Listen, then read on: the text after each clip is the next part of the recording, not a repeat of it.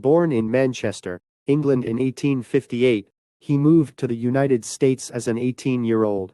By then, he was an expert swimmer and began his showmanship career in the Barnum and Bailey's Circus, performing high diving feats and giving exhibitions of trick swimming.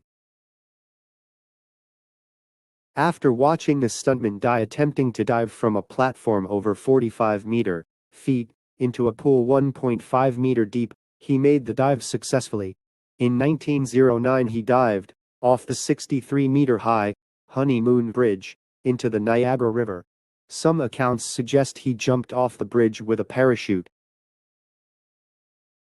In 1910, he went through the rapids leading up to the falls in a barrel, but got stuck in a whirlpool and had to be rescued. And in 1911, he finally became the second person to survive a trip down Niagara Falls in a purpose-built barrel. Teacher Annie Taylor did it in 1901.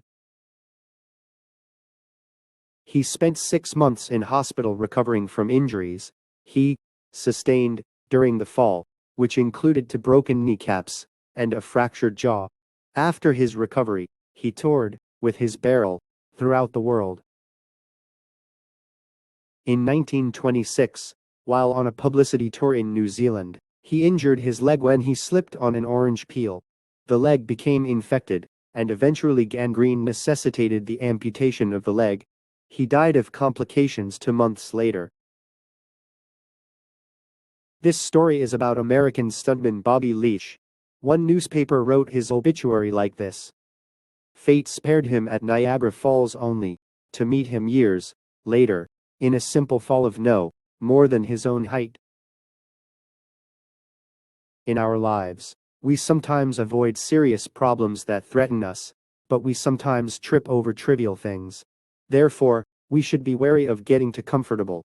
Here's a quote from Han Fei, a Chinese philosopher also known as Han Fei Zi. "The embankment of 1,000 meters is collapsed by the ants' den.